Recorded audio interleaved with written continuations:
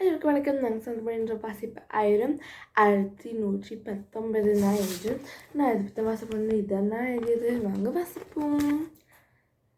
இந்த வார தலைப்பு 5 நிலங்களில், அதாவது 5 திணைகளில் நெய்தல் பற்றி தான் எழுதியுள்ளேன்.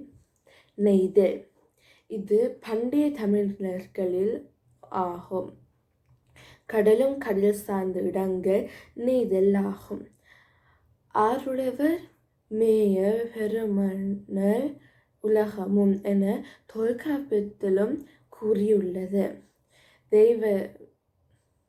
நெய்வதை நெய்தல் மலரில் கூறுவர்கள்.